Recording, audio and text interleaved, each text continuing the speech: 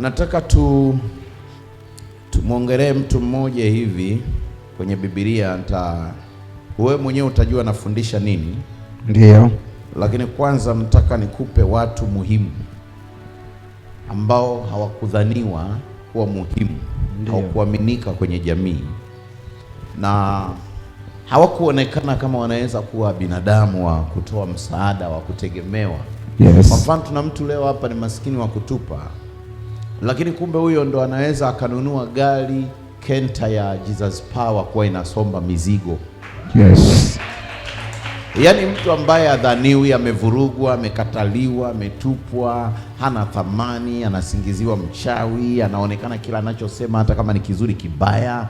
Yule mtu yaani asiye na thamani, nataka nionyeshe kwamba iko siku na yako majira yanaweza kumbadilisha. Amen. Jina la Bwana libarikiwe. Amen. Navutiwa sana na wenye diary, wenye Biblia. Hadi Rogers aliyekuwa Muislamu sasa hivi ametulia na Biblia yake. Na huyo ndo injinia wangu. Mungu ananipaga mainjinia. Alikuwepo Omari alikuwepo Omari injinia, fundi wa magari yangu. Sasa hivi nimepewa huyu baada ya Omari. Yes. Kwenda mbele za Mungu. Sasa hivi nimempata Rogers. Sikosagi mainjinia. Bwana asifiwe. Amen. Na wote wanakuwa kwenye, walikuwa dini nyingine, imani nyingine, Mungu amewaleta huku, sasa hivi wako hapa. Yaani ana Biblia na diary yake kwa ajili ya kuchukua maarifa. Amen. Dunia hii sasa tunakoiendea inahitaji maarifa. Inahitaji maarifa. Yaani kwa kutumia elimu, kutumia akili za kawaida unaweza ukakwama, lakini kuna maarifa ya kimungu ndio yanaweza yakakung'oa mahali ambako umenasa. Yes. Kwa sababu kuna watu wengine wamepata elimu zao kidogo, nao wanakugandamiza wewe usiinuke. Wengine wamepata uwezo, nafasi kwenye ofisi zao kidogo, nao wanatumia ile nafasi. Mwingine ni ndugu wa fulani, anatumia ile nafasi wa ustoboe. Kwa hiyo binadamu wengi tunakanyagiana. Sasa hivi ili utoboe lazima yawepo maarifa na ile neema ya kiungu. Amen. Ndio maana jana Bwana akasema nami kuhusu watu wenye vipawa. Ndio. Yaani mtu kama Mungu aliweka talent ndani yako, maana wewe ni bilionea hata kama hujaziona fedha. Yes. Mungu atakuingiza mahali, na leo ndio tutafanya hiyo. Lakini pia kama kuna mtu ambaye aliwaza kuwa mfanyabiashara mkubwa, wewe nisikilize. Yes. Bwana asifiwe sana. Amen. Kitabu kile cha Hesabu, kitabu cha Hesabu ile sura ya 10 mstari wa 29 mpaka wa 32. Nianzie hapo 10. Mwambie jirani yako hivi, Reueli. Mwambie kwanza kabla hujaandika. Mwambie Reueli ndiye Yethro. Mrudie kumwambia Reueli ndiye Yethro. Yes. Kuhani wa Midian. Yes. Baba mkwe wa Musa. Yes. Reueli ndiye Yethro. Haya, mtulie. Amen. Kisha Musa akamwambia Hobabu. Sasa hapo anayesomewa aweke alama kwa mtu mmoja anaitwa Hobabu. Amen. Alafu Hobabu wa leo unaweza ukawa ndo wewe hapa ambaye umeanzisha biashara zimefeli. Ulikuwa umejaribu kwenda shule fulani, mitihani tu ikakutoa nishai ukarudi. Matokeo yake hata cheti ukurudi kuchukua shule darasa la 7.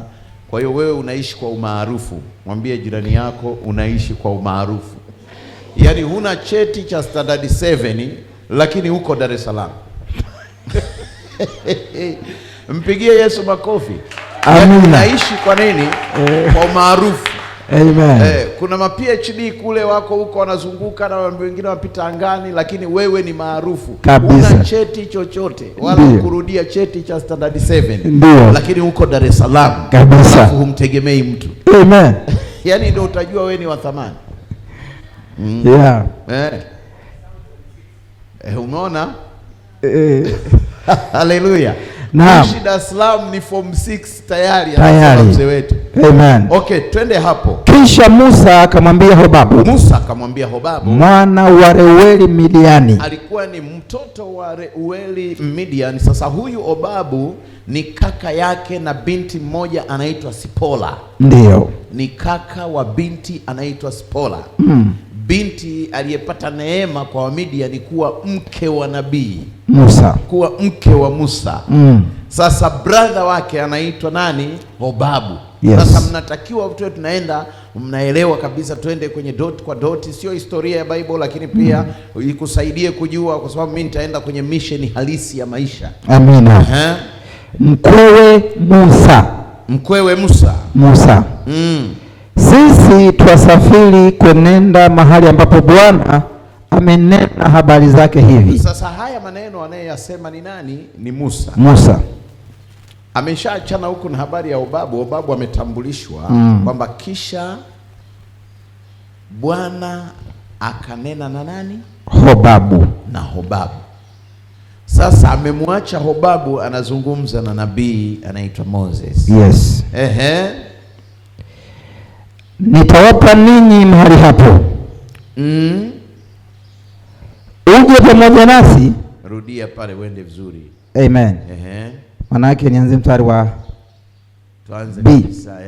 Anzia tu hapo kwenye hesabu hapo 29 tu hapo. Kisha Musa akamwambia Hobabu, ndio, mwana wa Reueli, asante, Midiani, mkwewe Musa, sisi twasafiri kwenenda mahali ambapo Bwana. Sasa Musa anasema sisi twasafiri kwenenda mahali ambapo Bwana amenena habari zake hivi. Amezungumza habari zake hivi. Nitawapa ninyi mahali hapo. Akasema Mungu aliwaambia wakina Musa kwamba eneo fulani mimi nitawapa ninyi. Sasa Musa anaaga kwenye familia ya mkwewe pale Yethro, anamwambia sasa sisi tunaenda mahali ambapo Mungu amenena habari zake.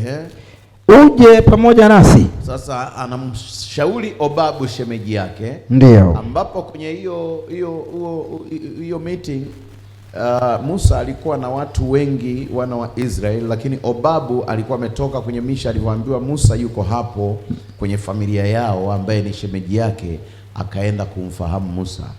Musa alikuwa na harakati za kinabii na ziara za kimungu, akakaa kwa yule baba mkwe wake. Sasa wakati yuko pale kwa baba mkwe, nafikiri yule shemeji kijana mtu alipata taarifa, naye akaja kwenye ile familia kumfahamu Musa aliyemchukua dada yake.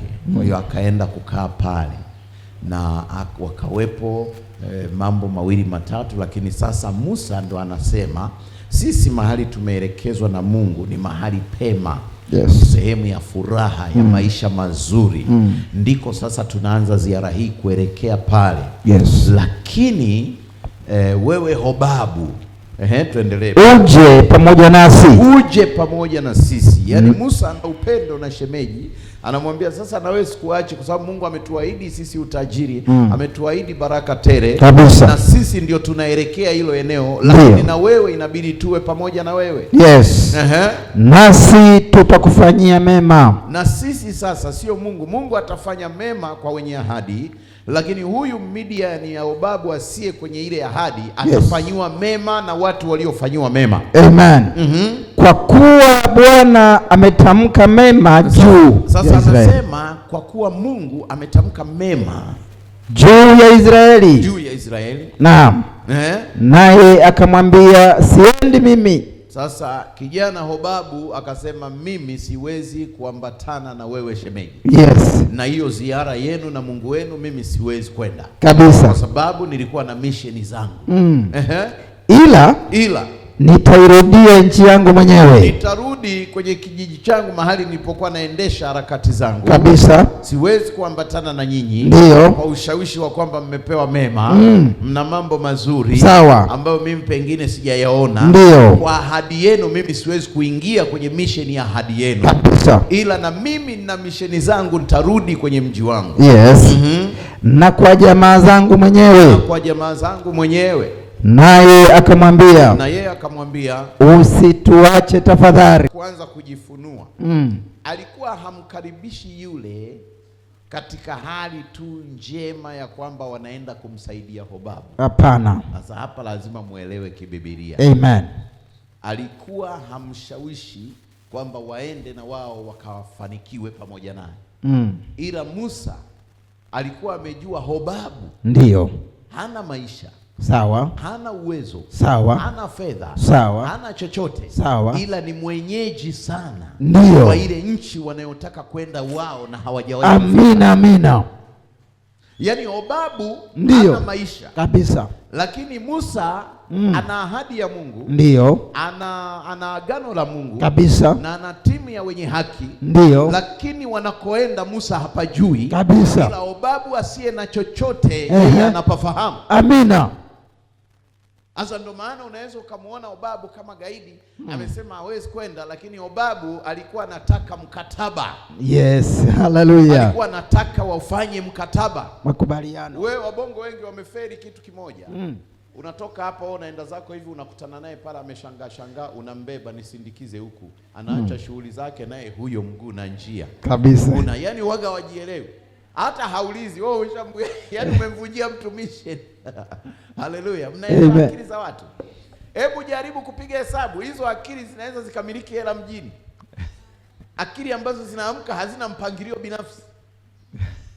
Yani mtu anaamka tu ameheni hivi, alafu amekutana ghafla na huyu mwingine anaenda uwanjani labda kuangalia mazoezi ya vijana, na yeye anakumbwa twende, na yeye ananyooka kama vile hakuwa na jukumu. Unajua watu wengi wameferi hapa. Nataka nipazungumzie sasa vizuri kwa weledi. Amen. Ili wewe hata kama una kitu, ndio lazima thamani yako uanze kuiona kwenye viwango fulani. Amina. Mtu asikutishe kwa sababu ametabiri sana. Hapana. Mtu asikutishe kwa sababu yeye ana magari sana. Hapana. Ila mtu akutishe kwa sababu atataka msaada wako wewe. Amina. Sema amen. Amen. Sema amen. Amen. Tumeacha watu muhimu sana kwenye familia, ndio, kwa sababu ya mtazamo wetu. Yes. Tumeacha watu muhimu sana kwenye jamii, ndio, kwa sababu ya kujihesabia haki kabisa. Tumeacha watu, ndio hivi leo unaweza ukaona unamwacha mtu mmoja pale, pengine ungemshuhudia, angetangulia Mungu unayemwabudu wewe, angeanza kumhudumia yeye, akapata muujiza yeye, alafu yeye akakuweka kusimamia jukumu lake. Lakini tumewaacha majumbani watu wale kwa sababu tunajua hawana ramani. Haleluya. Amen. Yaani kuna mtu leo sisi tuko hapa, tumemwacha amekaa kibarazani. Yaani wewe ni kama ushaona ahadi ya Mungu wako, alafu huyu ambaye umemwacha nyumba ya pili, pengine ana pressure inamsumbua, ana kliniki za madaktari na apati majibu na ameishiwa fedha, lakini umemwacha pale pembeni. Halo. Yaani kuna namna ambavyo Mungu akikuita wewe, iwe kwa kibali cha namna gani, lazima kuna watu waanze kuangalia kwa jicho la pili. Tunapokuja kwenye haya mafundisho huwa yanatupa ugumu. Tunakutana na challenge nyingi wakati mwingine unaweza ukaonekana pengine una gain kitu wewe kama wewe, au unawajenga watu kwenye vitu vingine, lakini nataka niwaambie kitu. Mungu ni mpya kila siku. Na kila jambo linalokuja mbele yetu ni fundisho. Ni fundisho. Mimi nimejifunza vitu hapa. Hobabu amegoma kuambatana na shemeji yake. Kwanza anaweka msimamo kwamba wewe ni shemeji tu. Habari ya kwamba umeitwa na Mungu, hiyo unajua wewe na Mungu wako. Habari ya kwamba nimekuta kuna watu 70 wamekaa hapa mpaka na wazee wenye mvi, lakini wote nyinyi mlikuwa kwetu. Ila mimi kwenye umachinga wangu ndio ninataka kurudi. Alafu na yeye anatoa maelekezo kwamba na mimi pamoja na udhaifu huu nina jamaa zangu wanaonielewa mtaa wa pili. Ni maombi yangu na dua, Mungu akupe heshima yako bila kujali hali ulionayo, bila kujali maisha ulionayo. Mungu akuinulie heshima. Watu wenye uwezo na wafanyabiashara wakubwa wategemee msaada wako wewe. Wacha nikwambie kitu, hakuna tajiri anayekwenda kuchimba kaburi. Hakunaga tajiri anachimba kaburi. Hakuna tajiri anachimba kaburi. Na nyinyi wote hapa mngetajirika, nani angechimba kaburi la bibi yako? Kwa hiyo binadamu tunategemeana. Ndio maana kuna viwango tukienda, kila mmoja lazima awe na discipline kwa mwingine. Amen. Lazima uwe na discipline kwa mwingine. Mtu pengine usimdharau kwa sababu hana kitu, na yeye asikudharau kwa sababu pengine wewe uko na namna fulani. Wote tuheshimiane. Mwambie jirani yako tuheshimiane. Huwezi kujua maisha yangu ya kesho. Unaweza ukawa mpangaji wangu, Mchane kabisa, mchane live, mchane. Mwambie unaweza ukawa mpangaji wangu kwenye ile nyumba yangu ya chini, wakati mimi naishi juu. Unaweza kuwa mpangaji wangu, na ikawe hivyo kwa jina la Yesu Kristo. Inua mikono, sema haleluya. Sema tena haleluya. Mwambie jirani, darasa ni zuri leo, tutamuelewa Obabu. Amen. Amen. Mimi napenda sana watu wa rohoni. Kwa mfano hapa kulitifuka kawingu fulani, watu wakazama. Sema amen. Hao waliozama huwa sio wajinga. Kuna haki zao zilizokuwa mbali sana, huwa wanazivuta kwenye mazingira yale. Hii pumzi wanayoipumua leo huwa wanaivuta kutoka kule. Hizi baraka wanazoziona leo huwa wanazihamisha kutoka kule. Sasa unakuta mtu mwingine mjinga, wakati wa uwepo wa Bwana yeye ndio kwanza anacheza na simu. Yaani utafikia alishakuwa bosi wakati ni kiboroda. Usukumani sisi tunawaita viboroda. Yaani mamuma. Kiboroda, yaani ni mtu ambalo limeburuzwa. Unajua lazima tujifunze. Mimi huwa nampenda sana Kasembo. Kasembo kesi zake ni ndogo tu. Hata kama leo mtamhukumu kanisa zima, kesi zake ni ndogo tu. Ana misimamo inayozidi uwezo wake, hilo moja. Ni mtu mdogo lakini utafikia na kilo 2000. Alafu ana mamlaka ambayo yani huwa yanalazimika kumpita hadi Mungu. Lakini ukimkuta kwenye uwepo wa Bwana, waga ameshuka na nyenyekea mpaka anakuwa kama hajawahi kuwa mtumishi wa Bwana. Sijui mnanielewa vizuri eh? Ya mimi napenda vitu mtu, niliwahi kuambia siku moja kwamba rafiki anayetakiwa kuwa rafiki yangu awe ni mtu wa rohoni. Kwa nini? Tutabagaini ya mwilini, lakini tukija rohoni tutapakua pamoja. Nisije nikawa Mungu kwenye maisha yako. Unajua mtumishi yote ambaye hakuelekezi kuzama kumtafuta Mungu, maana yake anataka awe Mungu kwenye maisha yako. Yaani wewe ukimwona yeye unakuwa umemwona Mungu. Never ever. Haitakaa itokee. Mungu ni Mungu, mtumishi wake ni mtumishi wake. Sasa wewe ukijifanya sisi tumebubujika, tumezama, wakina Justa na waonaga hapo wanaogelea, ndio watu wa rohoni, wakina Mzee Hosea. Alafu mimi nikikucheki wewe na kuona wewe kama umekuja kuwa askari wetu hivi, kama unatuchunguza, yani nitawahi kukutimua kwenye madhabahu hii, alafu utaendelea kwenda kugonga 1200 zako huko. Kwa Bwana kwa Bwana sisi wote tunakuwa underground. Sisi wote tunazama chini. Nalifundisha kanisa kumjua Mungu, kukaa rohoni. Ukiona mtu habubujiki, haguswi manake kwenye moyo wake na Mungu, nafsi yake huwa haitembelewi, huyo ni mchawi kuliko wachawi mnaowapiga mawe mtaani. Kwa sababu inawezekanaje aingie kwenye kapu hili alafu asi-adapt uwepo wa Mungu? Hivi wewe inawezekana? Niliona Jumapili hapa watu walikuwa wamegaa wajitambue. Mimi nilikuwa namtukuza Mungu. Amen. Kwa sababu kama haujifunzi kuconnect, nenda kwenye dini kubwa inayoendesha huduma kwa principle. Mimi nilikuwa na sali Roma nikiwa mdogo. Walikuwa wakipiga tu zile nyimbo zao. Nilikuwa najikuta zile nyimbo zinanielemea. Na hasa wimbo mmoja ulikuwa unasema, mimi nimewachagua ninyi duniani, mimi nimewachagua duniani, ili mpate kwenda kuzaa matunda. Sasa hiyo tu peke yake ilikuwa inanihamisha mimi. Kumbe Bwana alikuwa ananiandaa kuja kuwa mmoja wa mitume katika dunia hii. Sema amen. Hapa niko na kiboroda mwingine tumepiga hapa, hata hajagusa keyboard. Kiboroda, yaani mtu ambaye Jina la Bwana. Yaani unajua mtu akikaa kwenye keyboard sio sanamu, anakaa pale kwa ajili ya relation, si ndio?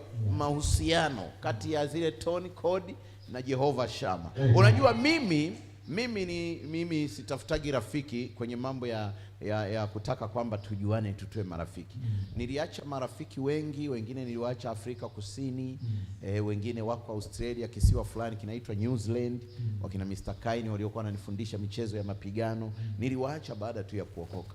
Nikasema mimi nitapata marafiki kwa Jehova. Sasa kwa Jehova unakuja unapata marafiki ambao hawamachi na wewe. Jina la Bwana libarikiwe. Jina la Bwana libarikiwe. Yaani najaribu kukuelekeza kwamba kuna mtaa Mungu akikuhamishia, maana yake anakupatanisha na watu wa ule mtaa. Kama umehamishiwa Masaki, hata kama huna nyumba, hata kama huna kiwanja, ujue utapata kiwanja Mbweni, kwa sababu maisha yako yako Masaki. Lakini ukihamishiwa pale kwa Bibi Fisi Manzese, Bwana asifiwe. Jifunze kuwa kwenye ulimwengu wa nini. Sasa huyu jamaa Obabu anasema mimi hapana, nitarudi kwa jamaa zangu.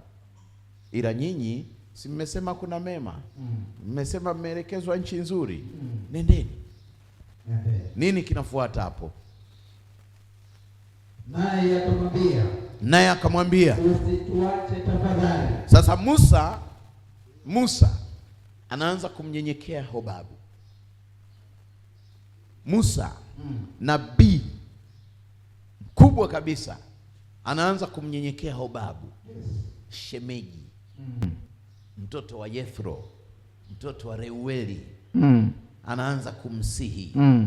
Yaani Musa hakwenda direct akamwambia mwanangu, unajua tunakoelekea Mungu ametupa ramani zote, lakini hatupajui. Ila tumeahidiwa hilo taifa, ndo kuna baraka zetu. Sasa tunaomba uwe mmoja wa mambo yetu haya na haya. Yeye akamwambia hapana, wewe tuelekee hivi na nini. Yule jamaa akasema hapana, hapa tulikutana tu ni nyumbani, lakini mimi nina maisha mengine. Asa alivyoweka msimamo wa kugoma ili aonyeshe kwamba naye ana majukumu yake, ndipo Musa alipoanza kufunguka. Akamwambia nakusihi, usituache tafadhali. Usituache tafadhali. Kwa kuwa wewe wajua jinsi tutakavyopanga nyikani. Haleluya, mpe Bwana makofi. Amen. Sasa Hobabu ndo anayejua safari ya Musa. Ndio. Sijui umewahi kuanza hiki kitu. Hobabu ndio anayefahamu hata njia zitakazowapitisha shortcut kufika kabisa. Milima ambayo wataihesabu kuipanda ni mingapi, wanapanda na kushuka. Ndio. Yaani Hobabu ndio mwenye dira ya kule wanakoelekea kabisa. Lakini Musa yeye ana unabii wa taarifa za Bwana. Ndio. Jesus. Karabashika. Sio ukiwa nabii, ukiwa mtume, wewe ndio kila kitu umeshajua, na hii ina affect watu. Ndio kile kiburi cha uzima. Kuna mambo ambayo ataletwa Hobabu kwenye huduma. Amina. Ataletwa Hobabu kwenye biashara yako. Unaweza kuwa unajua mahesabu, lakini sio mzoefu wa biashara kabisa. Kwani kila mfanya mahesabu anajua biashara? Hapana. Watu wametoka IMF pale, sio wametoka CBE IFM, wanajua biashara? Hakuna. Hawajui biashara kabisa. Ila wanafanya mahesabu, wanajua kupangilia mifumo. Yaani ile elimu inawasaidia. Sasa kuna mkinga hapo Kariakoo hajasoma hata la 6, ana gorofa 7. Nani mfanya biashara? Nani mwana mahesabu? Kati ya huyu aliyemaliza chuo na ana PhD na huyu ambaye hana kitu. Niliwahi kuwafundisha nikawaambia, profesa wa uchumi hana hata nyumba nzuri. Serious. Bado anaishi quarters za mkoroni zile ziko pale university. Profesa wa uchumi, kaangalie nyumba anayokaa. Gari nje aliyopaki ni SU. Shirika la umma. Na kama ilipigwa mnada, aliwahi akainunua kwenye mnada kwa sababu ya ofa ile na vile ambavyo yeye amefanya nini, ametumika. Alafu kaichukua, hajaibadilisha namba, bado anasubiri madokumenti yanasumbua. Yaani nataka nikwambie, maisha Naam. na elimu ni vitu viwili tofauti. Amen. Haleluya. Amen. Nataka Mungu akupe maisha. Naam. Ukisimama mahali watu wajue kuna mdada ameingia kwenye mji huu. Kabisa. Ukiingia sehemu wajue kuna kijana ametikisa mtaa huu. Oh, haleluya.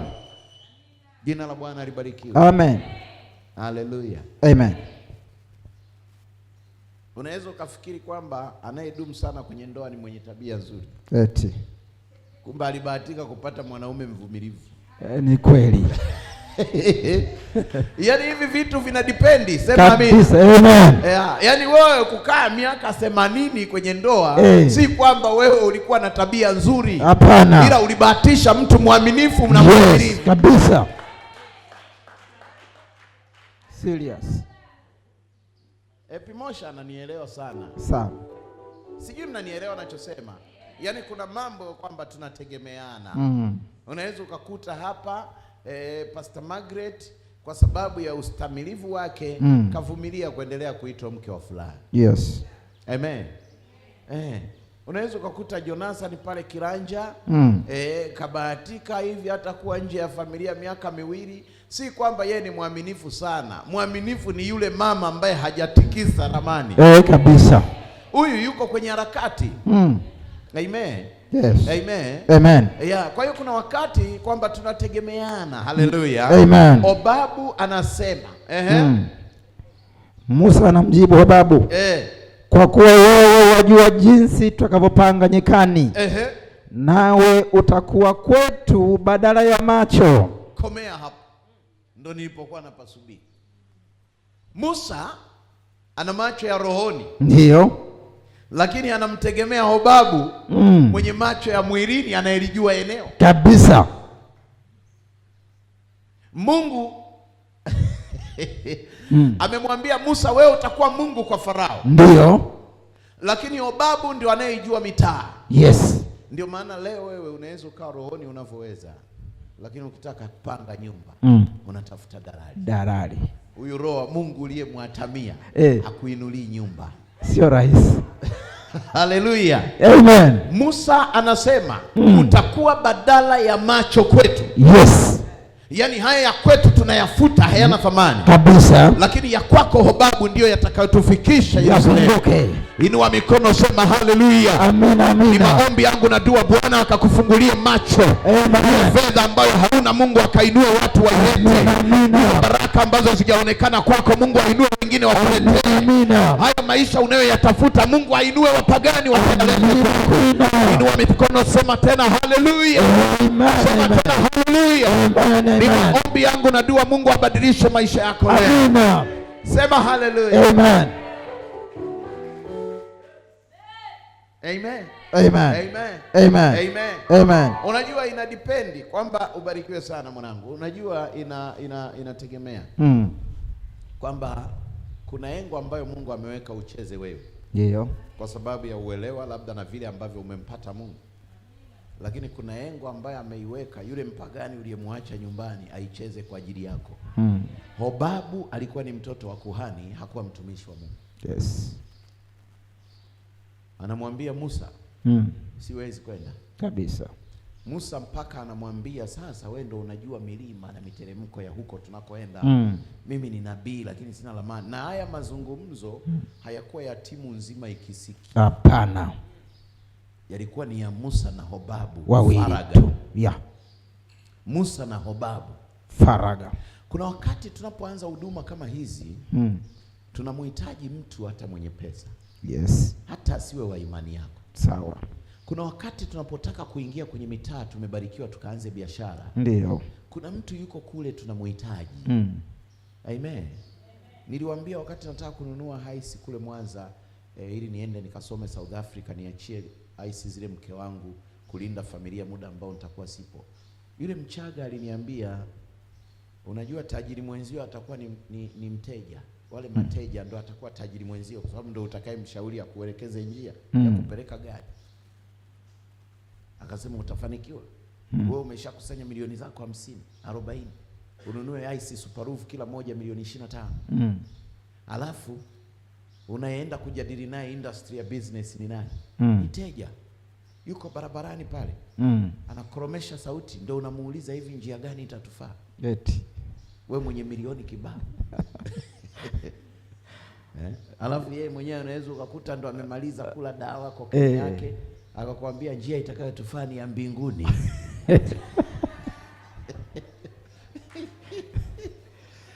Sema haleluya. Amen, amen. Yani maana yake anakuambia usijihusishe na mambo ya magari, wewe utafute Mungu tu. Kabisa. Bwana asifiwe sana. Amen. Mungu kwenye kila thawabu alizotuandalia ametupangia watu tutakaosafiri nao. Amen. Kwenye kila eneo alilokuandalia amekupangia watu. Amen. Amen. Usije ukaogopa kaja mpagani kuposa kwako. Pengine huyo mpagani anamiliki mitambo ya mafuta kule Nigeria. Yes. Alafu ndo anamtaka binti yako. Na wewe pale kwenye geti ulishaga andika tuna mbwa mkali akiwa na miaka 16, 18. Tuna mbwa mkali. Alafu amefika kanda mbili zimeshuka chini miaka 45. Unaanza kuandika hapa tunauza barafu na juisi, ili angalau wakija hata kuchungulia barafu wamuone.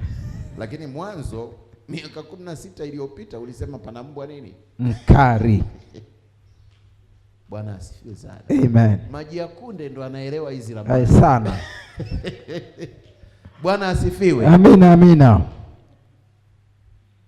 Nataka Mungu anapoenda kukuinua akute nidhamu. Unajua watu wamechelewa kuinuliwa kanisani. Nilikuwa namueleza mke wangu jana. Kuna watu wamechelewa sana kuinuliwa kwa sababu kwanza kumzoea Mungu, lakini pili hawako serious na maamuzi yao. La tatu ni watu ambao wanatumia muda mwingi kwa mambo ya wengine na si kwa mambo yao. Asa our church wanakuwa kama lebo. Maana hata ukienda unataka msaada wa kuanzisha biashara, kwani utapata sana. Ni bora utoke nje uende uzunguke Kariakoo. Ukitaka jambo ambalo linahusu pia mtaani kwake utapata kabisa. Sasa unakuwa lebo. Tunachotegemea kwa sasa kwamba Mungu awe ndani yako, akupe maarifa, lakini pia waheshimu watu ambao wako nje ya himaya yako. Kwa ni wa msingi sana. Kuna wakati leo wewe unahitaji chumvi, hauuzi we chumvi kabisa. Kuna wakati unahitaji maji, hauuzi wewe maji kabisa. Ndio mfano hai tulikuwa tunazungumzia kipindi cha zile mada, nawaambia wewe unamtaka mke kwenye nyumba fulani, unaweza ukapuuza hata tabia zao, lakini umempenda yule mke. Lakini unapohitaji cheti cha ndoa unaenda serikalini. Wewe una dini yako, lakini serikali imesema haina dini. Alafu ndio inakupa cheti cha ndoa hapo. Alafu unakuja ukaa na hiyo karatasi, ndio izinisho na huyu dada mzuri uliyempenda hapo. Hello. Amen. Kwa hiyo tunategemeana kabisa. Tunategemeana. Kwa hiyo kuna kitu usiwahi kukiignore. Zamani sisi tulijua wokovu ni mgumu sana.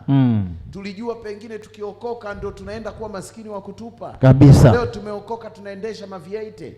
Tumeokoka leo kuna watu wanaendesha hama kabisa. Tumeokoka leo kuna watu wana ghorofa 5, 6. Katika imani hiyo hiyo ile. Bwana ndio anayezitoa njia za mafanikio. Amina. Sasa mwingine umeenda na wokovu wako unaenda kuuza mandazi. Kila saa unafika pale kwenye kijiwe chako unaanza kukemea mapepo. Unakemea huyu anayeuza mtaa wa pili, unakemea. Umekaa pale wewe ndio unakuwa mchawi badala ya wao kabisa. Unakemea, umekemea bakuli lile, umekemea ile kaangio la vitumbua, umekemea. Akipita mtu hapo umekemea. Hao wapagani ndio wenye pesa unayotakiwa wewe kutoka nayo upeleke nyumbani kwa wale. Amen. Wewe hujawekwa sehemu kuwa adui wa watu. Yesu akasema neno kuu ni hili. Hata kama mtaona ni magugu na ngano vimechangamana, vyote mvichukue. Tutachambua baadaye. Tunachochambua ni elimu. Tumewaweka watu hapa sio kwa interest. Tumewaweka watu hapa kwa sababu ya shule tunayoiendesha. Amen. Hello. Sasa jamaa anasema bwana, wewe utakuwa macho kwetu. Mshikaji ndo akaona mimi ndo nitakuwa macho, basi tukae hapa tuweke mkataba. Kama ziara yenu na mimi nalazimika kunihusu, tupange malipo. kabisa. Sio kesi, sio kesi. Yeah. Watu wameondoa utu wao. Unajua ndio pointi yangu. Watu wengi wameondoa utu wao kulingana na mtazamo tu. Yeah. Yaani mtu hajithamini yeye. Ndiyo. Mungu anaanzia wapi kumthamini? Hapana. Lazima ujikubali. Naam. Umeachwa hata mara 7. Ndiyo. Umevunjika ndoa 9. Ndiyo. Bado useme yani hakuna kama mimi. Kabisa. Hakuna kama mimi. Yeah. Ukijitazama hata kwenye kioo wewe mwenyewe unajipiga mnada. Yeah.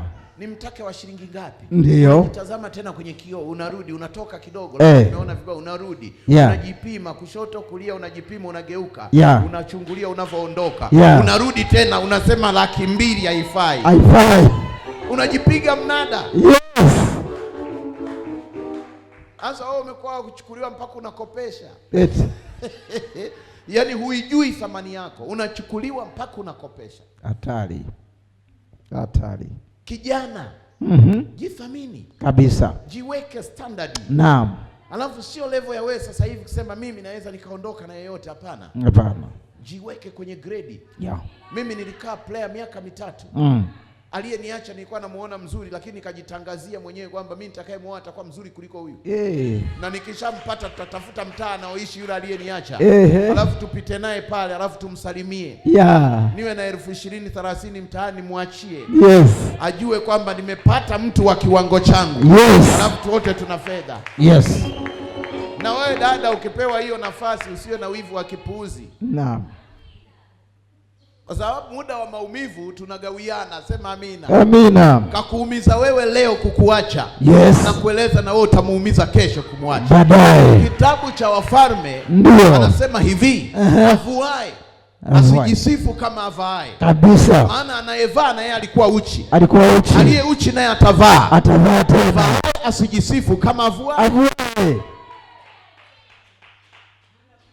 Yaani haya maisha nizamu tu, sema amina. Amen. Nizamu tu. Yeah. Mwambie jirani yako nizamu. Nizamu tu. Mwambie tena nizamu. Nizamu tu. Shandaro amenielewa.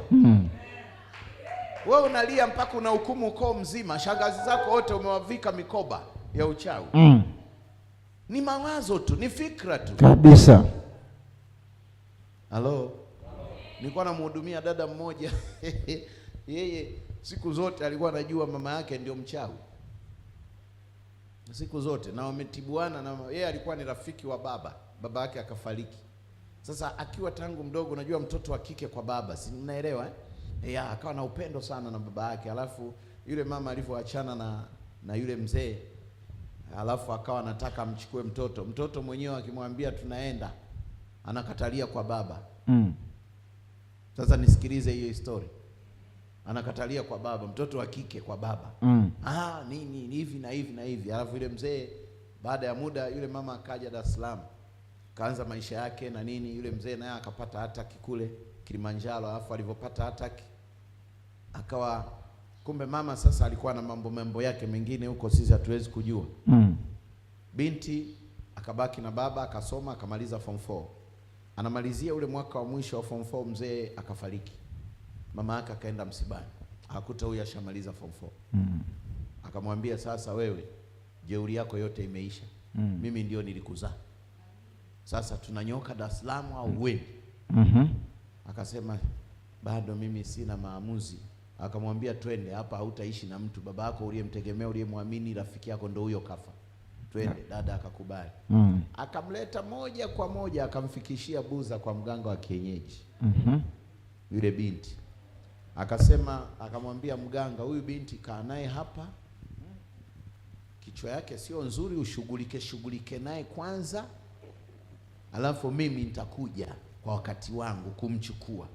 Na binti ameshushwa kwenye basi, haijui akabaki kwa mganga Buza huko ndani. Akakaa pale.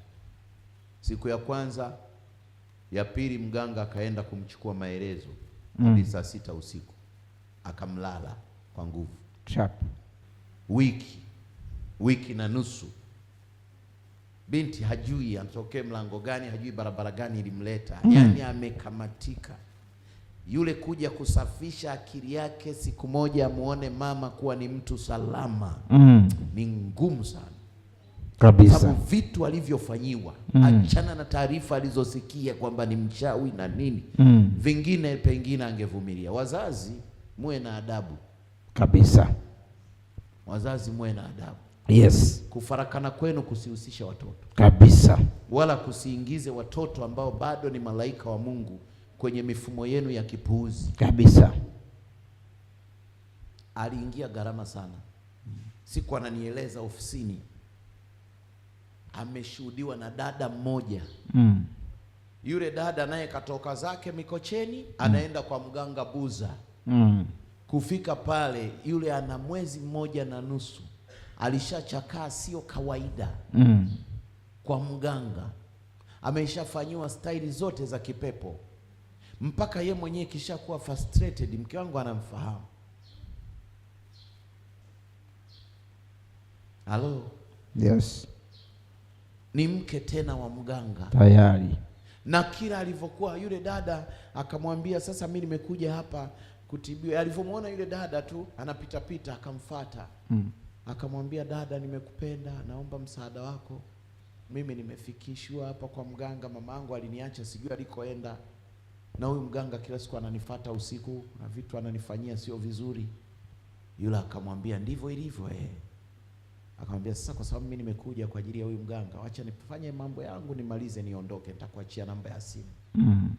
Alafu utanipigia, alafu kuna siku mimi nitakuja, nitakuita nikakutafutie kazi. Yaani alivyomweleza tu, yule alienda kuaguliwa mwenyewe pale mpaka akasikia tena appetite inakosa kabisa. Sijui mnanielewa wapendwa? Amen. Akaondoka. Yule naye akaanza kumpigia simu, naendelea na mateso hivi na hivi. Baadaye yule mganga akamfuata, akamwambia, unataka kutoroka? Yaani kwa mji huu kokote utakakoenda mimi napajua na nitakuwa na kuona kwenye kioo changu. Akapagawa zaidi, akamwambia yule dada. Yule dada akasema, sasa bora hata tusiongee kabisa. Atajua. Huyo akamwambia, wewe njoo unichukue hivyo hivyo tu, hata kama atatukimbilia barabarani, wewe njoo unichukue, tutaenda hata polisi. Kabisa. Dada yule akaondoka, akaenda karibu na pale, akamuita, njoo mpaka hapa, akamchukua akaenda naye Mikocheni, akakaa naye kama wiki. Akamwambia, sasa hauna ndugu Dar es Salaam? Akasema sina. Akamwambia, nakutafutia kazi. Yes. Akatafuta kazi huko mjini. Kale kaelimu kake form 4 akapata kazi ya kuwa anasafisha kwenye ofisi fulani. Wanasafisha ofisi hiyo ya mambo ya clearance and forward na nini, akawa anasafisha, anawekea kahawa kwenye chumba cha bosi, anaweka milo, kokoa nini, anasafisha asubuhi, anapanga vitu, ikaenda. Sasa wakati ameanza hiyo kazi, ndo akamwambia yule dada, sasa kama tumepata hapa kazi, uwezi ukanitafutia mchungaji wa kuniombea niondolewe haya mamikosi? Unajua Wachaga wana hofu ya Mungu, hebu tuwapigie makofi. Amen. Amen. Akasema basi kuna mtumishi namsikia anahubiri praise power. Ilikuwa ni mwaka 2015. Akasema namsikia, nitakupa namba yake. Nilishachukua, akaangalia kwenye simu. Binti yule akanipigia, nikamwelekeza kuja kanisani. Akasema ajao mwenyeji, akaja hapo kanisani. Sasa point yangu ni nini? Ndio. Nikaanza kumhudumia akiwa na miezi 3, 4, hajui mama yake, hawajawahi onana. Mama yake alivyorudi kule kwa mganga aliambiwa yaliyotokea. Akaendelea kuona kwamba ni adui wa haki. Sasa siku moja tuna kama miezi 4 kanisani, binti alishakuwa mwaminifu kanisani. Yes. Na yuko miongoni mwa watendakazi. Kabisa. Siku moja anaingia kanisani, anamkuta mama yake, kamleta mama yake mzazi, yani bibi yake huyu. Yes. Hapo bondeni, kanisa lilikuwa pale. Amemleta. Ghafla alivyomtazama, afu binti alishabadilika, ameng'ang'aa, kale ka ofisi kamemweka vizuri. Alivyomuona ndio mama yake, alikimbia bila utaratibu kuja ofisini. Akasema huyu mama amenifuata. Sasa hakumuona bibi yake kwa sababu bibi yake alikuwa kama amerukwa akili. Alikuwa anatamka vitu ambavyo anaongea kama na watu wa kuzimu na nini, yule bibi mtu. Bwana asifiwe. Amen. Akaja ofisini bila utaratibu, watenda kazi wanamzuia, sijui ameingia tu kwa fujo, akasema nina jambo kubwa na baba na nini. Akasema nimemwona mama yangu hapo nje, nimemwona. Nikamwambia tulia, yuko mzazi, uliyenipa historia 1 2 3. Nikamwambia tulia, pengine ni Mungu yuko kazini. Yes, anataka mvue hayo maroho kabisa. Bwana asifiwe sana. Amen. Hasa kwenye habari ya ukuhani, lazima wachungaji tuwe na ufahamu, tuwe na capacity, hata tukikutana na challenge za namna gani, lakini sisi tuna akili ya ziada. Yes. Mimi huwezi kulinganisha akili yangu na mtu mwingine wa kawaida. Kuna kitu Mungu amewekeza tu. Amen. Ndio maana niko hapa na ndio maana nastamili mashambulizi. Amina. Tuna akili ya ziada watumishi wa Mungu. Nikamwambia tulia, wala usigadhabike. Akasema mimi sasa siendi kukaa huko kwa kanisani. Nikamwambia tena, wewe jipe majukumu pale na pale na pale, akuone unawajibika. Yes. Baadaye watu wameanza kuniona ofisini, wanakuja mmoja mmoja. Akaingia yule mama, wakati huo binti anacheza na simu na mimi. Akasema ndio huyo anaingia ofisini. Bwana asifiwe. Amen. Wazazi oye. Oye. Haleluya. Amen. Tukaweka sawa mambo pale. Yeye akaeleza kuhusu, hajaongea mambo yake yule mzazi. Akaongea mambo ya mama yake ambaye ni kichaa. Huyu mama alikuwa Moshi, amechanganyikiwa, nikamwambia huyu mama ana mizigo mingi ya maisha ya watu. Haya ni mapigo. Ndio. Nilivyomweleza nikamwambia tunawaingiza toba. Mwingie toba. Wewe na mama yako mwanze toba. Ndio siku tulioachana hawakurudi. Nilivyowaambia toba. Na bibi alikuwa bado ni kichaa. Bwana asifiwe sana. Amen. Aliondoka pale. Sijui sasa kwa mama mzazi alikuwa anafikiriaje kuhusu huyu mwanae aliyemkuta hapa kwenye huduma. Hapo katikati miaka kama 10 ndio tumekuja kuweka kama mapatano baada ya mama yake kuugua akawa hospitalini. Ndio nilikuwa namtoa pamoja na watendakazi wachache kwamba nendeni mkasalimie, na si msumi peke yake. Anaingia na wengine kama wakina Epi wanamweskoti. Mama yake alikuwa hoi, hakwenda akiwa taabani. Ya kwanza ya pili anauliza hekima yangu, nikamwambia yule ni mzazi. Yes. Nenda akamsalimie. Amelazwa siku ya 5 hujafika, nenda leo na usindikizwe na watendakazi. Wakaenda, mfanye na maombi. Mama walipofika na watendakazi wangu, kuona alivyokuwa anagongewa pale muda wa kusalimia wagonjwa, alikuwa ananafunafua, alivyofunguliwa mlango hivi, akawa amemuona mwanae hivi. Akageuzia ukutani kichwa chake. Hajataka kumuona. Sasa sijui aibu au hakupenda. Au akaingia na watumishi mama akasema hataki maombi. Hataki nini? Maombi. Bwana asifiwe sana. Amen. Sasa mziki kwa wainjilisti hapo ambao wanatembea na Biblia kila saa wanatakiwa waachilie power. Umeenda sehemu. Sasa muhusika yuko taabani lakini hataki nini? Maombi. Alafu akasema kuna mtaalamu anakuja. Alo. Amen. Bwana asifiwe. Hili ni darasa. Yeah. Tumekaa hivi, nimesema ni darasa. Mimi sio mhubiri leo. Yeah. Amen. Amen. Tumejifunza mambo mengi kutokana na nini? Na haya maisha. Amen. Sasa ukiangalia mambo yaliyoendelea, nashukuru Mungu, binti mpaka leo ana maisha mazuri. Amen. Muonekano wake ni mzuri. Yes. Kama ilikuwa ni roho yake kutoka, haiwezi kutoka tena kwa sababu ameatamiwa na Mungu huyu. Amen. Lakini pointi yangu ni kwamba Hobabu ana msimamo wa kimungu. Yes. Hana Mungu. Ndio. Lakini msimamo wake ni wa kimungu. Kabisa. Unaweza kwenda hapo mbele kidogo nimalize? Mimi sina mahubiri mengi leo. Kuna mstari 32. Ulikuwa umefika upi? 31. Karibu. Naye akamwambia, usituache tafadhali. Usituache tafadhali. Kwa kuwa wewe wajua jinsi tutakavyopanga nyikani. Ndio. Nawe utakuwa kwetu badala ya macho. Itakuwa ukienda pamoja nasi. Ndio. Naam.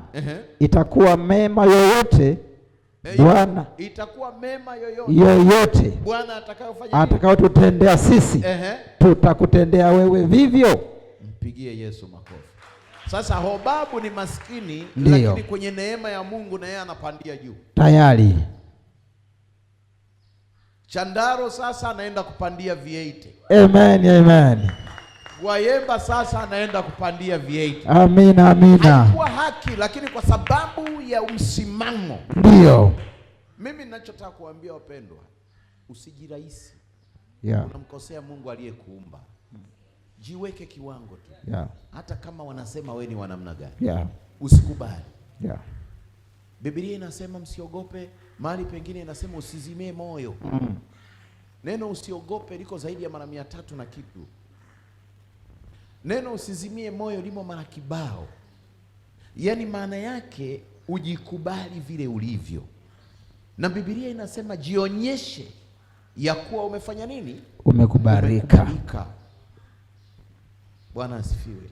Amen. Asa wewe umekutwa kajaribu kidogo, ushakata tamaa, unaanza kuondoka hadi na walevi. Mtu hata hana lamani, unasema mimi huyu anisaidia hata na pango la nyumba. Yaani kana kwamba huna uhakika kama Mungu yupo. Vipi ukijisimamia kwenye hayo maumivu kwa muda, alafu ukamsihi Mungu kwamba nailinda heshima. Yes. Mwili wangu si uchakazi kwa sababu ninajua we Mungu upo. Kabisa. Mwili wangu si uharibu kwa sababu ya tamaa. Ndio. Ninautunza mwili wangu kwa sababu kuna jambo najua utalifanya kwa wakati. Amina. Nataka nikwambie Mungu hawezi kuchelewa. Serious. Wewe ndio huna uhakika na mambo yako. Na ndio maana wewe unapata shida kuwa rohoni.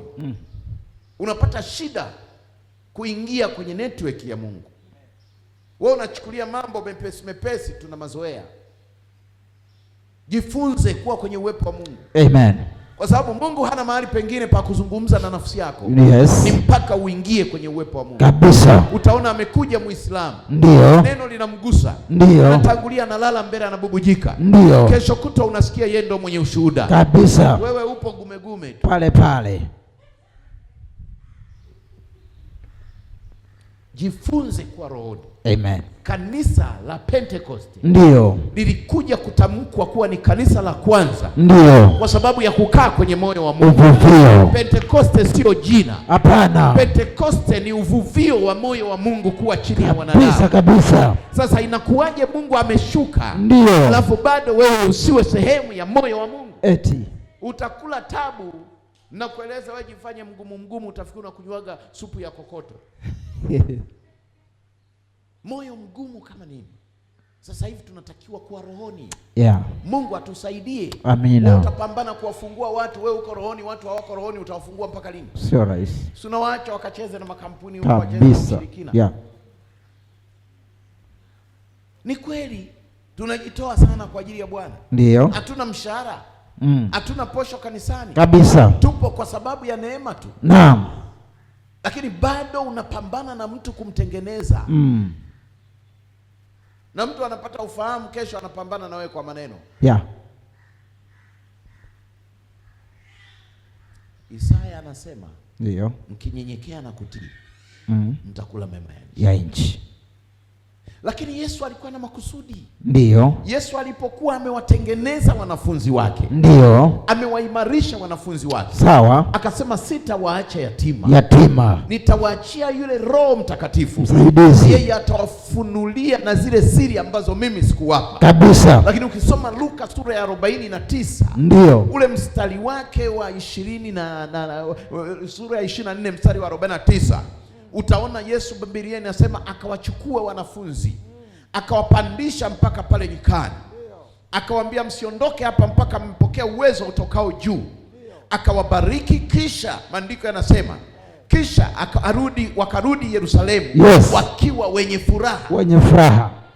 Kisha amewapandisha mpaka juu.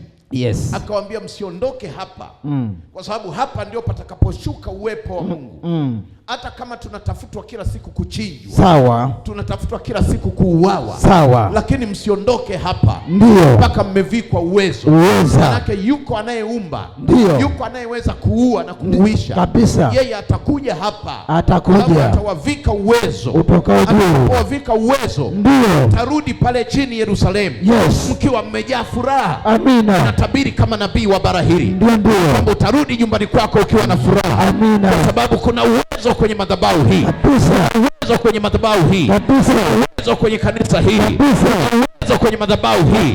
Utarudi kwenye mtaa wako ukiwa mwenye furaha, utapata raha, utapata kibali, utapata ndoa njema, utapata baraka njema, utarudi ukiwa mwenye furaha. Mateso sasa imetosha, kukataliwa imetosha, kubezwa imetosha, magonjwa ya kila wakati. Ninatangaza kama nabii, utarudi ukiwa mwenye furaha katika maisha yako, katika ndoa yako. Haijalishi imekaliwa vikao, haijalishi inarogwa na watu, haijalishi umetolewa kwenye hesabu ya watu wa kufanikiwa. Leo hii rudi kwenye hiyo hesabu ya watu waliofanikiwa, wenye uwezo kwenye ukoo, wenye uwezo kwenye familia, wenye uwezo kwenye mahusiano, wenye uwezo kwenye ndoa. Hautaondoka kama ulivyokuja. Na mimi kama nabii wa bara hili ninatangaza heshima yako irudi, heshima yako irejee. Ni kweli umedharauliwa, ni umekataliwa. Inawezekana ni babu alikuwa hana thamani, lakini kwa majira ya Bwana babu anaingia mkataba na watu wa Bwana, anaingia mkataba wa malipo yote. Wakitendewa mema, watendewe mema. Pengine ni watoto wamekuweka mbali, wamekukataa. Ninatangaza tena kwa majira ya Bwana, machozi yako imetosha, kilio chako imetosha. Ni kweli ulidhihakiwa, ni kweli ulidharauliwa, ni kweli. Sasa nasema imetosha kubezwa, imetosha kuonewa. Una mtoto mmoja, una watoto wawili, unaona wana msaada. Imetosha, imetosha. Bwana akukumbuke. Ni kweli ni babu, lakini kuna majira utayaleta mkataba wako. Kuna majira Bwana anarejesha upate kibali chako. Kuna majira umenyenyekea watu, bado hawana faida. Umewalilia wengine, bado wamekudhihaki. Hata uliyekuwa unampenda na yeye amekuacha. Nimwangalie Bwana. Wewe ni babu, utapata mkataba kwa waliotendewa mema, utapata mkataba kwa wenye haki zao. Ninakataa tena, unadhalilika, umedhihakiwa, kila unachofanya hakina majibu. Leo hii ninaachilia majibu. Wewe uliyedharauliwa, utakuwa wa thamani. Hayo magonjwa unayoyaona hayatadumu miaka mingi, maana Yesu yuko hapa. Sema haleluya, sema haleluya. Naikatana basa, sema haleluya. Reko seke yama, sema haleluya. Majira yako sasa, majira yako sasa. Ninayaona majira yako, ninaiona neema yako, ninaona kibali chako. Ni kweli ukufanana, ni kweli ulikuwa utamaniwi, lakini naona unafunguliwa. Naona ni Bwana amekuleta, ni Bwana amekuleta, ni Bwana amekuleta. Akajua tarehe ya leo ni tarehe ya mkataba. Utafanya mkataba wa mafanikio, utafanya mkataba mema ya watu wa Mungu. Kama wana magari ya kifahari, kama wamepewa na Bwana, wana magorofa ya kifahari, na wewe leo kuna mkataba wa mema, maana umefuatana nao waliotenda mema, umefuatana nao walioahidiwa mema. Uwe ni mkataba, uwe ni mkataba. Aliyewapa wao na wewe afungue milango, aliyewabariki wao akubariki na wewe. Hata kama huduma haina mwanga, bado haina dira, ni majira mpendwa. Ninajua nilikotoka, ninajua Bwana alikonitoa, na wewe naiona neema. Iko fursa inakuja, wala usivunjike moyo, wala usikate tamaa, wala usione hatari. Ni majira ya Jehova. 2026 2026 kuna ramani mpya. Ezekieli 21 na mstari wa 27, alipoyaona mateso mengi akasema, leo hii nitakipindua kile kilichonitesa, nitakipindua, wala hakitasimama tena. Kile kilichoniumiza ninakipindua. Ezekieli 21 na mstari wa 27 anasema ya kwamba nitakipindua. Ile roho ya umaskini tunaipindua, ile roho ya madeni tunaipindua, ile roho ya kukataliwa tunaipindua, ile roho ya mizimu tunaipindua kwa jina la Yesu. Tunaipindua, tunaipindua ile roho ya kudhihakiwa, kutelekezewa watoto tunaipindua, roho ya magonjwa tunaipindua, roho ya kukataliwa tunaipindua.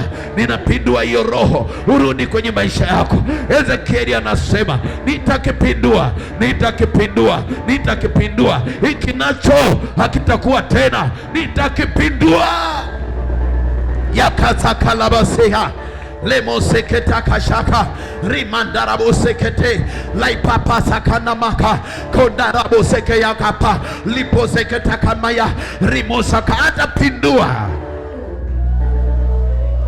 rokoseke yama lipapapasaka pindaraboseke. Haijarishi, haijarishi, haijarishi wanasema we ni nani, haijarishi. Obabu anasema, Obabu anasema sitaenda na ninyi.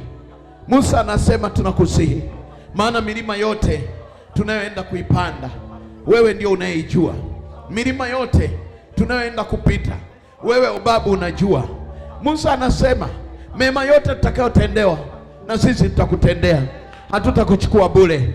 Uwe badala ya macho kwetu, uwe badala ya macho kwetu.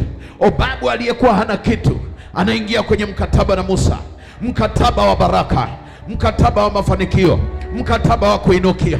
Leo hii ninaweka alama ya mkataba kwenye maisha ya mtu hapa. Ninaweka alama ya mkataba kwenye maisha ya mtu hapa, mkataba wa utajiri, mkataba wa heshima, mkataba wa ndoa yenye utulivu, mkataba wa kuvaa shela, mkataba wa kuvaa suti, mkataba wa mikakati, mkataba wa kuinua huduma, mkataba. Leo hii ninaachilia mkataba. Obabu anakuwa badala ya macho kwa Musa. Obabu anakuwa badala ya macho kwa Musa. Obabu anakuwa badala ya macho kwa Musa. Obabu anakuwa badala ya macho kwa Musa. Obabu anakuwa badala ya macho kwa Musa. Obabu anaijua njia ya Musa. Obabu anajua, ameteseka, akataliwa. Aliposikia ugeni kwenye familia ya Yethro, Obabu akaenda kuwasalimia. Hakwenda kutaka baraka, alienda kujifariji kwamba na yeye anapambana, na yeye anateseka, na yeye anapambana. Obabu alipofika akakutana na mikataba, akatangaza msimamo wake: umaskini ni wa kwangu, mateso ni ya kwangu, lakini siwezi kuwa mtumwa kwenu. Wakatangaza mkataba.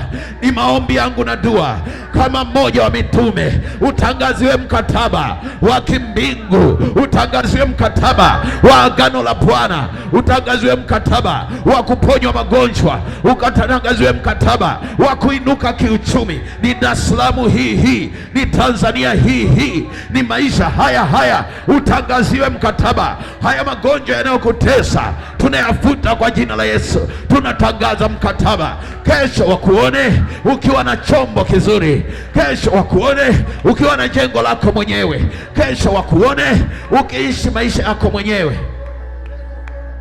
Reko sekeyama lepopo sakayama daikatatarabusa.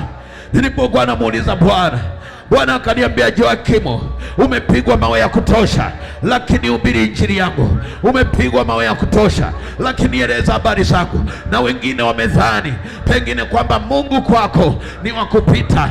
Nenda ongea habari zangu, wachache watajua kwamba liko agano la kunitumikia. Oramoshaya lepo seketa. Obabu leo anafanya mkataba. Obabu leo anapokea mkataba.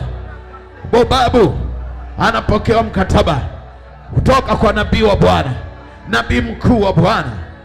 Wanapokea mkataba. Obabu anapokea mkataba. Obabu anapokea mkataba. Ni kweli hakuwa na kitu, ni kweli, lakini hakumwacha Bwana, lakini hakujidhalilisha. Anapokea mkataba. Nilipanga kunawisha watu miguu yao, lakini Obabu anasema leo wapokee mkataba. Naomba mafuta niweke mkataba. Wapokee mkataba wa kuyaishi mema ya Bwana. Pokea mkataba. Mama Lize, pokea mkataba wa kuishi mema ya Bwana. Pokea mkataba. Pokea mkataba. Pokea mkataba. Pokea mkataba. Pokea mkataba. Leta kwenye uso wake. Pokea mkataba. Pokea mkataba. Pokea mkataba. Uyaishi mema ya Bwana. Pokea mkataba. Mateso imetosha. Ukata wa uchumi nimeufuta. Pokea mkataba. Ikana baba. ikana baba, ikana baba, ikana baba, ikana baba. Moyo wa unyenyekevu wa kumpenda Mungu aliuweka Mungu mwenyewe. Ndio maana umekuwa na mateso mengi, lakini hujaacha kumpenda Mungu, hujaacha kusikiliza redio, hujaacha kupita kwenye mitandao ukimtafuta Bwana kwa bidii. Ninaachilia kibali, Mungu aliyekukumbuka na wewe uishi ukimtumainia. Mungu aliyekukumbuka uishi ukimtumainia. Obabu, obabu, obabu.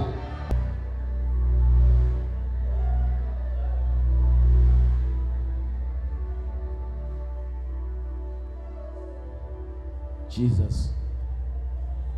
Jesus. Jesus. Nilijua tu aliponiambia Bishop kwamba baba, utanisaidia kunishikia huduma ya leo. Nilijua sio yeye, ni Bwana. Nilijua.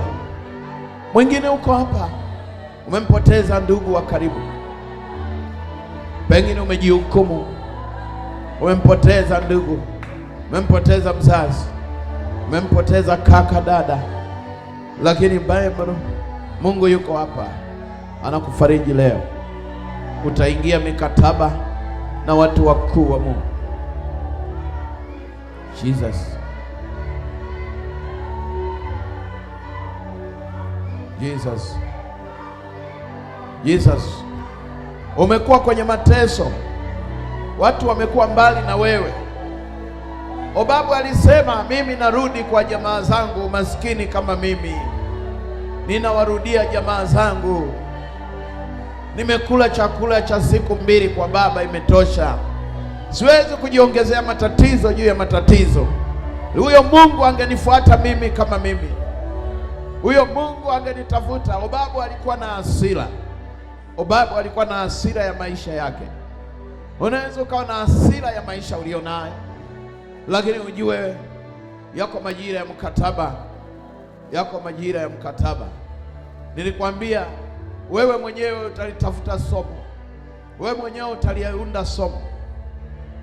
Obabu anapokea baraka ili awe sehemu ya historia ya Biblia. Obabu anasema, sijidhalilishi kwa umaskini wangu. Najua Mungu wewe aliyewatendea ninyi, na mimi atakuwa anaujua mlango wangu. Mungu aliyewatendea ninyi, na mimi anaujua mlango wangu. Jesus. Jesus. Obabu, pengine na wewe umekuwa uthaminiki, pengine na wewe umekuwa huna thamani, na wengine wamekunyang'anya nyota yako, na wengine wamekufanya msukule na unaishi. Obabu amepata thamani. Pengine maisha aliyokuwa anayaishi kwenye kile kijiji hawakutambua kama ni mtoto wa kuhani, lakini siku moja nabii akaoa kwao. Mlango wa Mungu ukaanza kutembea kwenye familia. Siku moja nabii akaoa kwao. Msimdhihaki nabii akioa kwenu. Msimdharau nabii akibisha hodi kwenye nyumba yenu. Msitumie muda mwingi kusema uovu wake. Nabii akiingia kwenye nyumba yenu, tumia nafasi kumshukuru Mungu. Hata kama hakuwa na fedha, aliingia hana kitu, lakini amekuwa mlango wa kusababisha heshima kwa familia. Jesus. Thank you Lord.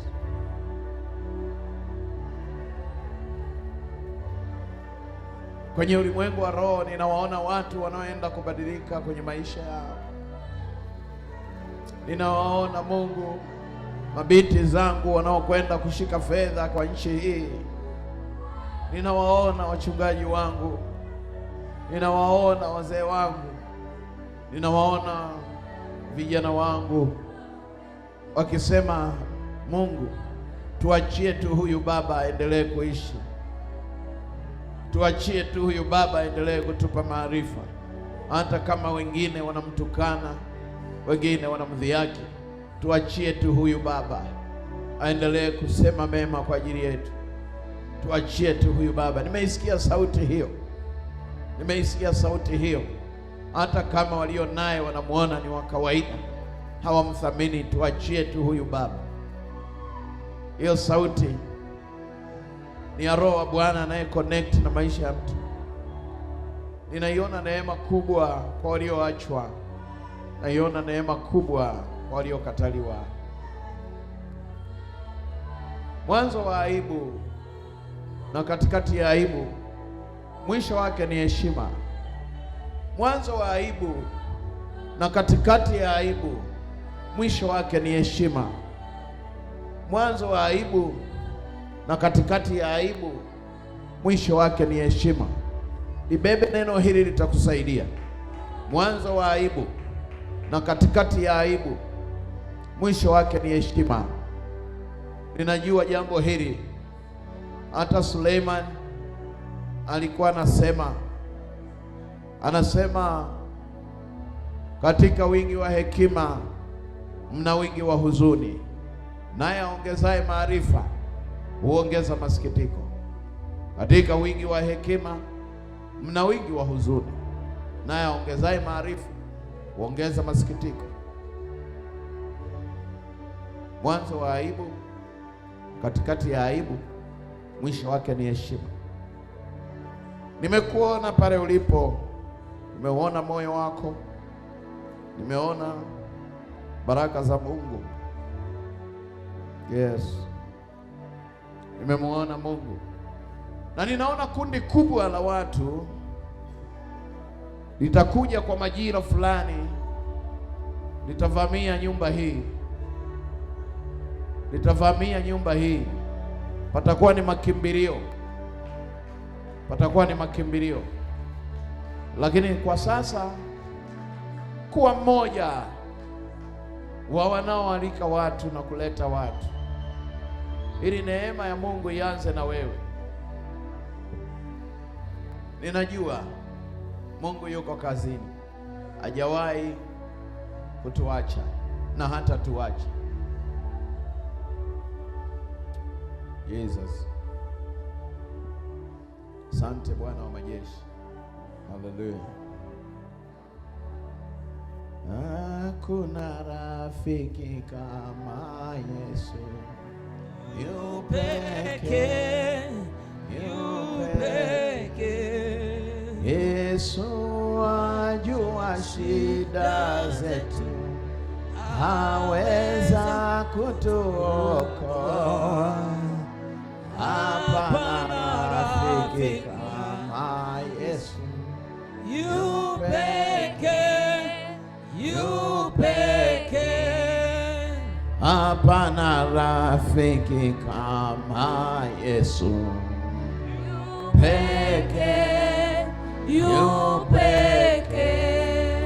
Yesu ajua shida zetu, aweza kutuokoa.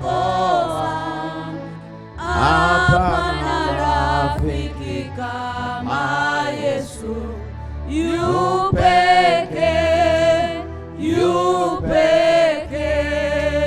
Kabla ufanye kitu chochote, nataka nikualike kwenye mfumo wa kuthaminika. Ufanye mkataba wa mafanikio. Watu wamefanya mikataba na watu wamedhulumiwa, lakini wewe ufanye mkataba na Mungu wa madhabahu hii. Asikuache kwenye adha, dhiki na mahali popote. Obabu ni kweli hakuwa na kitu, lakini alisimama na msimamo wake kwamba hawezi kuambatana na watu bila kutangaziwa neema. Obabu hakuwa mpagani, alikuwa mwana wa kuhani, ni kaka wa Yethro, ni kaka wa Spola. Alijua kwamba yako majira ukijisimamia Mungu anakukumbuka. Hakukataa kwa nia mbaya, ila alijaribu atetee utu wake kwanza, alafu mbele yake apate jambo jema. Ni mtu mmoja ambaye ukimfuata vizuri, kama Roho Mungu anasema na wewe, unaweza kuona kama nilivyoona mimi. Nilipokuwa mwaka 2016 Nilikuwa kwenye jaribu fulani, nikamwambia Mungu, watumishi wote siwaelewi, nimesoma lakini bado nasikia sishibi. Mungu akaniambia nitakufundisha mwenyewe. Mwaka 2016 alianza kunipa vitu usiku wa manane, naamka naandika. Roho Mungu akawa mwalimu wangu, na akaniambia tutatembea hivi, tutatembea vile. Kwa hiyo nikamwamini Mungu sana. Hivi leo ninamtamani kila mtu awe kwenye kiwango tu cha kumwamini Mungu. Roho ya umaskini haitakaa ukimwamini Mungu. Inakaa kwa wale wanaompenda Mungu alafu wakaishi tabia zao. Roho ya umaskini inakaa. Hata walevi wanampenda Mungu, hata wazinzi wanampenda Mungu, mafirauni wanampenda Mungu. Lakini Mungu anataka mtu sio tu anayempenda, lakini anayemwamini.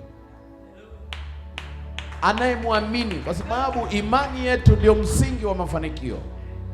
Watu wote wanaweza kusema wanampenda Mungu, lakini wengine wakawa wanatumikia maagano ya kuzimu na wanashika maiki na wanamtaja Yesu vile vile, lakini bado wakawa nyuma ya pazia wanafanyika na vitu vingine. Na wengine wanaweza kutamani kumiliki mali kama hizo, alafu wakaamua kukengeuka, mkaona wana mali, kumbe tayari wanaishi maisha ya kuzimu, lakini bado wanashika maiki na wanakusanya makundi ya watu.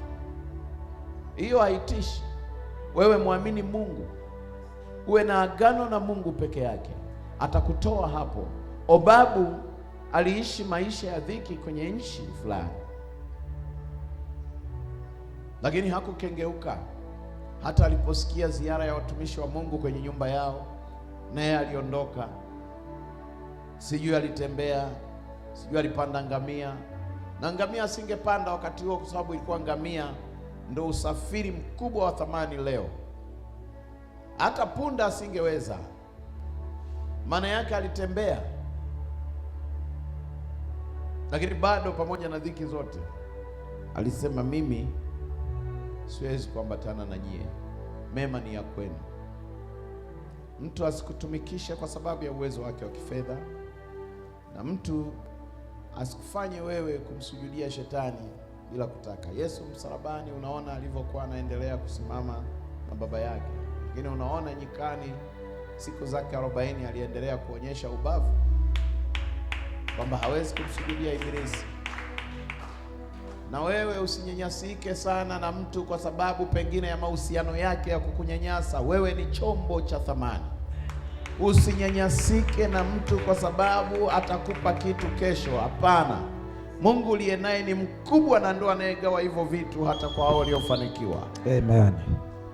Wewe unaruhusiwa kuheshimu, kuthamini na kumwamini tu Mungu. Amen. Amen. Sasa ninachotaka kufanya kwa sasa, utakamata sadaka yako nzuri ya kukuvua kwenye yale maisha uliyoyachukia sana. Alafu ukishakuwa umeishika mkononi, nitaomba uje mpaka hapa. Tutatoa hivi vitu badala ya kuosha miguu. Leo kuna kitu nataka nifanye kwanza kwenye mikono yako, alafu baada ya hapo nitakuosha miguu siku ile nitakayokuwa nimeonyeshwa. Maana leo nilitaka nifanye hilo, lakini bado Mungu amenifunulia kitu. Mkataba utafanywa na mikono yako, na mimi nataka nikusainishe mkataba kwa mafuta. Saini mkataba na watu waliofanikiwa, wawe na jukumu la lazima la kukuhitaji wewe. Watu mtapata apartment hapa, watu mtaongeza sehemu mpaka viwanja vitapungua. Utapata eneo alafu utapewa na utaona baadaye utalimiliki. Utakopeshwa na hautakopesha wewe, utakopeshwa na utarudisha maradufu wewe.